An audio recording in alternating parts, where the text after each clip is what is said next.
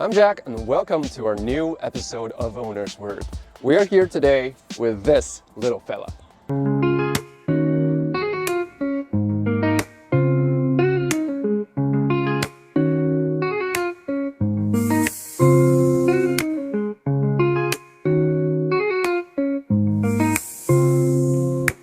This is Leapmotor T03, a pure electric microcar that has just been launched in Europe. And it's been 3 years since its debut here in China.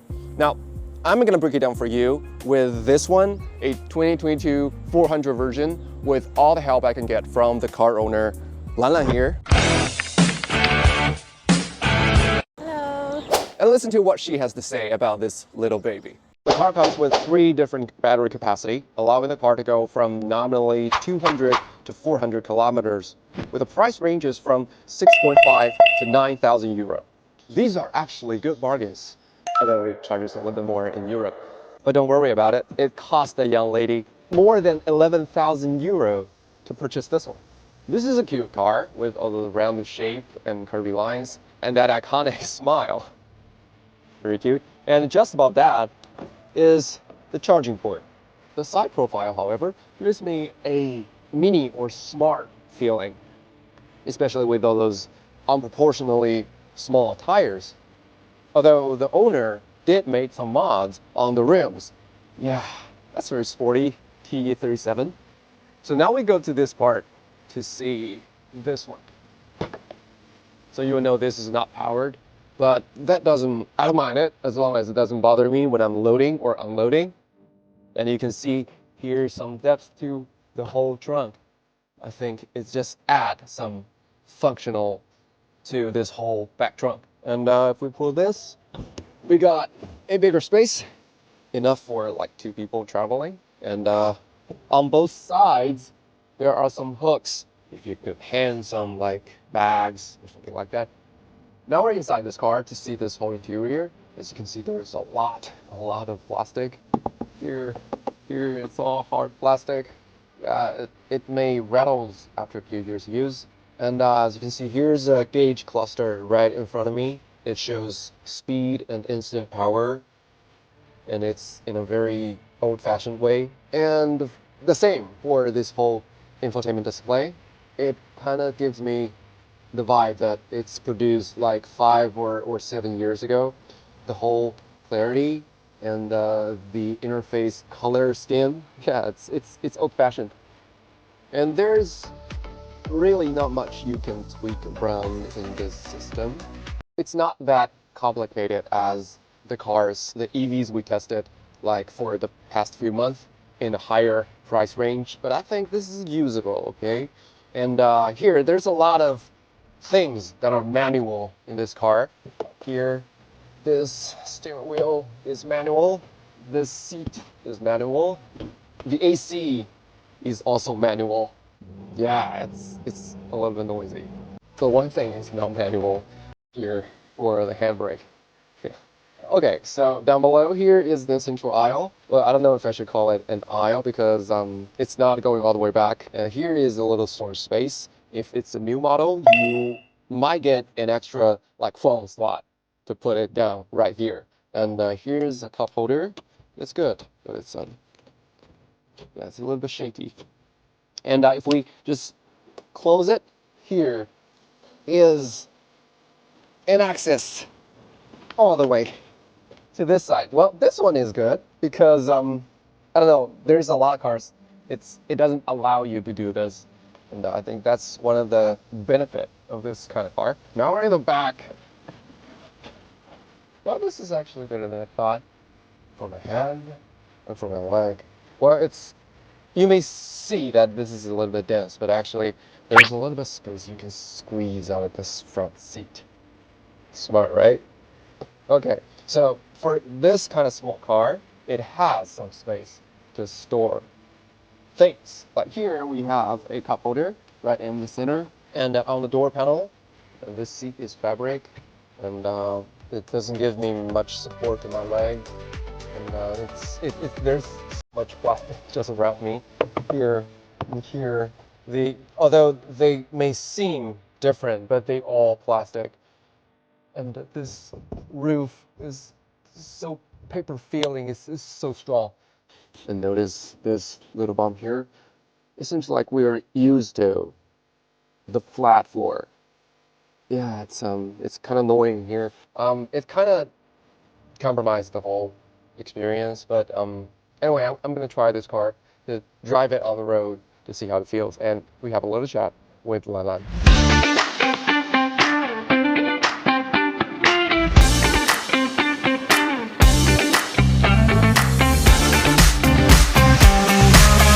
Now we're going all the way to the north, and I've been driving for like more than 20 minutes, and the seat is starting to give me pain under my ass.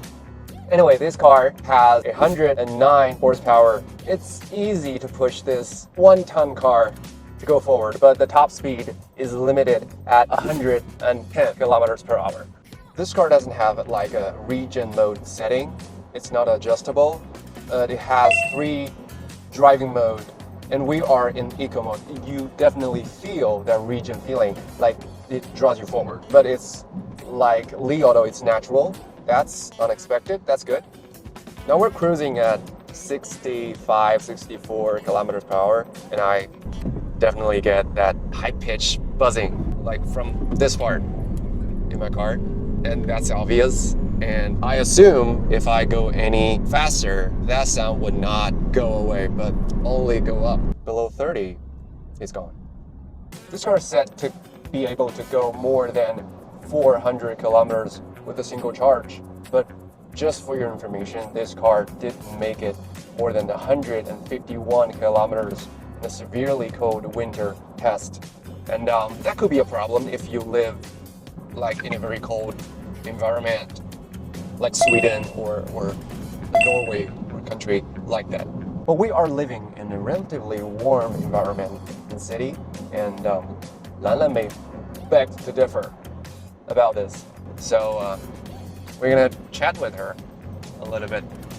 兰兰，这个车平常续航能开多少？300多，因为它总续航是那个413嘛。但是如果上高速的话，它的那个续航掉的就会比较快。那冬天跟夏天区别大吗？开空调的话，就是它的那个续航的话，也是会掉的会比较快一点。比如说我去公司可能20公里，到了公司过后，就我消耗的那次就是30公里左右。那你在买这个车之前，你有没有对比其他的类似车型？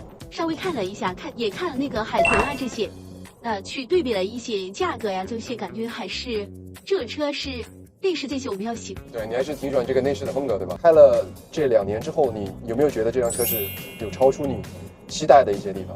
整体来说，就是这个车给我的感觉啊，是好开，确实。对于我这种技术不怎么好的女司机来说，确实它的开的那不管是停车也好，还有就是路上，它在里边就是比较窜来窜去，它比较对，这个也是我就是一直喜欢小车的一个原因。那有什么不满意的地方，或者说让你觉得很难受的？这个车你可能也能听到它的一个噪音啊，这些也就是隔音，确实比较差了一点。一般我上车，我自己开车我会上车过后，我会把那个音乐这些就把它放起来，对，就稍微会好一点。对，刚刚超过80的时候就已经感觉，对，这会有风钻进来。说这个车它很适合就是城市的一个通勤用。对，我也觉得这辆车真的很适合通勤，尺寸又小，然后又视野也比较好。现在这辆车每个月花费大概多少？充电的话就是我看40块钱大概能够。40块钱，你家里有装吗？对。哦，那确实便宜。其他的话，我觉得没什么那个，因为还有保养这些还是很便宜的，是可能也就100多块钱，200块钱左右。现在这辆车的价格，在2年之后已经减半了。看看这个是我心里最不心狠的，啪！我当时买的真的就俗称大冤种吧，很好看。当时因为一个是看了它是现车，还有一个确实喜欢这个类似，还有它的外观也很就是粉的呀，就是比较例如很多人都比较喜欢看外观这些嘛，我就觉得比较好看，当时就有一下子心血来潮就买了嘛，加上现在的一些国内的一些补贴那些，可能一半的价格都要不到。我看现在的400公里的价格应该是在6万大。对，政府的一些那个补贴下来的话，就是贪便宜的。你有打算去置换新的一些车型吗？暂时没有，现在我觉得这个车开起来还是自己也蛮喜欢的，也挺满意的。包括它的一个就是我平时就上下班开一下的话，也是很方便的。那假如说以后要换车的话，可能家里一些情况有变化，然后你要换车的话，你还会选择电车吗？说实话，我现在就是开电车比较习惯了嘛。我有时候稍微就是不是特别远的那种长途我都喜欢开电车。因为其实现在高速路上面充电这些其实也是非常方便的。这辆车应该是没有智能驾驶对吧？没有。那你觉得以后你对这个的需求会比较高吗？以后？因为现在毕竟中国电车支架是一个很大的一个卖点了，算是。其实我也就是开过其他的一些电车，像那个小鹏啦，还有蔚来这些，说他们也配了那个自动驾驶的那些功能都是这种通勤的一个需求来说的这些其实不是特别的看重。So this is basically a very daily driven, very functional and economical car. Would you give it a shot? I'm Jack. This is Where to Go. We'll see you soon.